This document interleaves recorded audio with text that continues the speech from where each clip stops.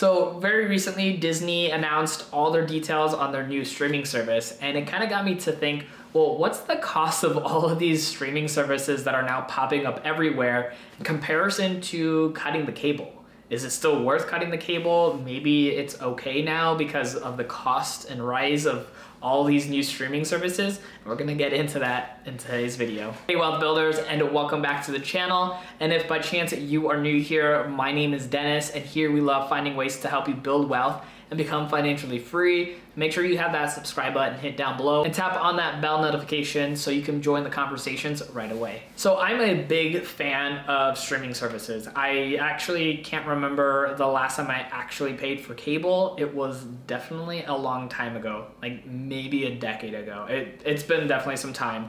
And so I thought it would be interesting because as much as I love streaming services, there might be some additional costs now that are going to be added to people's bills if they're adding on one here, one there, and all these different ones. So I thought it would be fun to add them all up together and to see what the true cost is. So here's an interesting thing about these services is one, a lot of them are now producing really high quality television, and I'm a big fan of high quality television.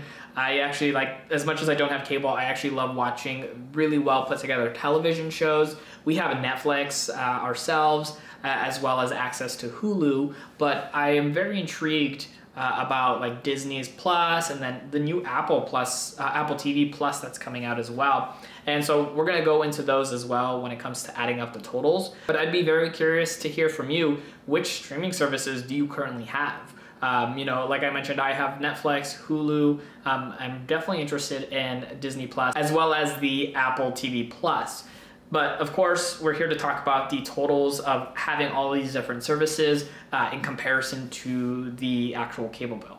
Now, when I was looking online to see what the cable bills are coming out to on average, from what I found was back in 2018, the average cable bill was $107. Now, of course, if you have cable, yours might be lower, yours might be higher, but that's what seems like to be the average overall. So I decided, what's the total cost of having all of these streaming services available to you with the touch of a finger? So I added them up, and of course, what I'm gonna do here is I'm gonna actually go with the lowest tier price, which is actually a big thing to note if you're trying to still want access to a lot of these but not have the like crazy high price points. So a lot of services, and I'll talk about them as I go, have different tiers, and I think that can help people save a little bit of money but still get actual access to the things that they want. And really quick, if you enjoy these videos, don't forget to hit that like button down below. Daisy absolutely loves it when you guys hit that like button. And if you don't like this video, just go ahead and double tap on that dislike button. All right, so onto this list. The very first one, of course, is gonna be the OG, and that's Netflix. Now, as I mentioned, some companies have different tiers, and Netflix actually has a tier starting at $8.99 for their streaming. So all of you guys that are out there complaining about that price increase, look into lowering your tier. Now, of course, that's gonna give you some limitations, but if you still want access to all their videos and you're the only one watching, might as well save some money because you might be overpaying for stuff that you're not even using. So next up is going to be Hulu. Now Hulu has a service level at $5.99, and I do know that one does include limited ads, and if you're not a fan, they do have higher price points starting at like $9.99, and I think they also have live TV, which gets into like a whole nother level at a much higher price point. But keep in mind, we're just gonna be going with the lower price points, so let's go ahead and add that $5.99 to the list. And next up is going to be CBS All Access, and this one is also going to start out at $5.99. If I'm not mistaken, this also does have like a higher tier price point as well. I actually personally don't have this one myself, but you can get started with at least $5.99. The next one up is going to be Prime Video, and that one's gonna be at $8.99. Now this one's a little hard to judge because a lot of people have access to it from Amazon Prime, such as us. But if you don't have Amazon Prime, you can buy this separately. But we're still gonna go ahead and add it to this list so that way we can see the grand total. So keep that in mind. If you already have Amazon Prime, you're getting the Prime Video entirely for free. They do have some really good shows on there, such as The Man in the High Castle. Definitely the first season is a really good watch. So next up is going to be HBO Now. Now, out of all of these, this is actually the one with the highest price point, and this one's gonna be at $14.99. So definitely a lot higher in cost, but of course you're getting TV shows such as Game of Thrones. Now, for a lot of people, and I know the last season is kind of just airing or just finished, depending on when you're watching this, but a lot of people will buy it for that time period and then cancel after, which is a smart move if you just want to get that show and that's it. But keep that in mind, you know, $14.99 is significantly higher than a lot of the other lower price points because there is no lower price point for HBO now. So next up is for DC fans and superhero fans alike, and that is going to be DC Universe. So this one is one where you get access to a whole bunch of, you know, Batman movies and a bunch of TV shows that they've come out with for this platform or streaming service, I should say. And that one is going to be for $7.99 a month. Now, of course, this is not everybody's cup of tea, but it is still an option for those fans that like it. So DC Universe actually does it where you can pay for a full year in advance and save a decent amount of money. But of course, for this example, we're just gonna go ahead and go with the monthly cost, even though paying for the year saves you a little bit more. Just wanna kind of add them up in a more synchronized way. Next up is gonna be the Disney Plus, like we were talking about, was all the details were recently announced. And that one is gonna have a price point of $6.99. So we're gonna add that to the total there. And $6.99 was actually a pretty awesome price point. I was expecting a little bit more for what they're promising and going to want to deliver for the streaming service. So I'm really excited for that. But just like the DC Universe, the Disney Plus is actually gonna allow you to pay a year at a time to actually save some more money and beyond. See what I did there? And just like the DC Universe option, we're gonna go ahead and just put the $6.99 monthly cost onto our running total. And then last up is going to be the new Apple TV Plus. Now, this one, they haven't announced what the price is per month, so I don't have an actual number. But being the numbers person that I am, I added up all the totals for these so far and then, you know, just found out what the average is.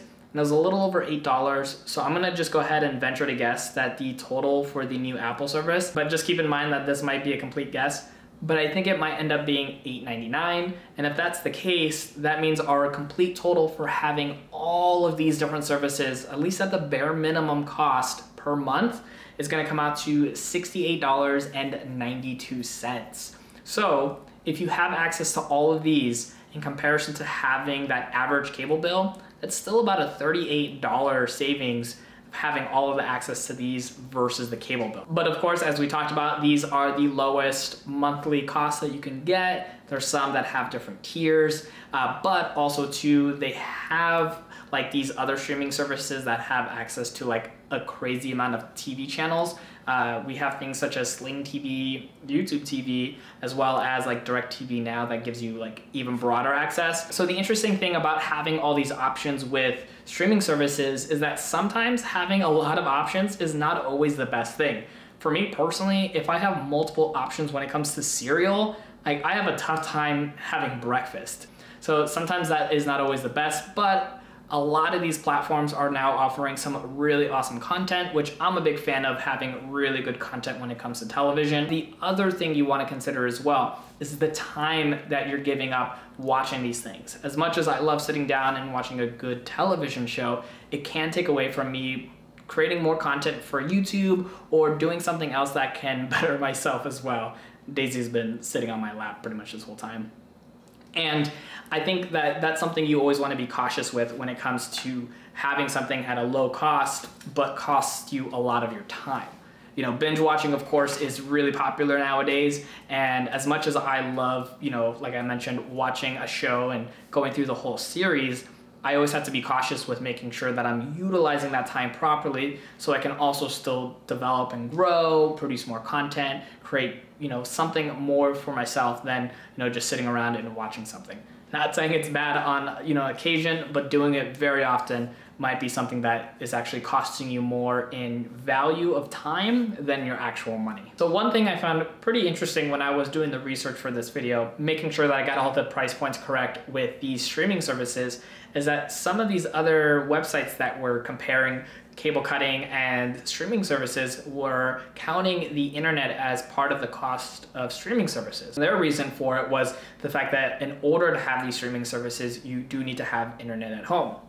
And while that might be the case for most people, that you do need internet, obviously some people have, unlimited data on their phones, so they can just go ahead and, go that route. But I think for a majority of people, you're not sitting there wanting Netflix and then having to make the decision of getting internet for it. You already have internet, because internet's kind of becoming more of a utility for us than it is as more of a want for us. So I found it very fascinating. I didn't personally account for internet as part of your package of having these streaming services, because again, I think it's more of a utility. Because it's becoming more of like a utility, to me, it's honestly like someone saying, hey, I really want a lamp, but I gotta get that electricity first before I can get the lamp. Like, no, you already got the electricity and you get the lamp. You already have the internet, so now you get the streaming services that you want. So that's how I see it. Of course, everybody's a little different. I personally wouldn't count that towards the overall cost of having streaming services versus cable cutting. And I had another question for you, and if you already left a comment, by all means, go ahead and leave another one. But if you were limited to only one of these streaming services, which one would it be? I'd be very curious to hear which one you would be limited to. I think at the moment I would probably stick with Netflix. They seem to be popping out some really good television shows. If you enjoyed this video and you want to keep on learning, go ahead and click on this video right over here.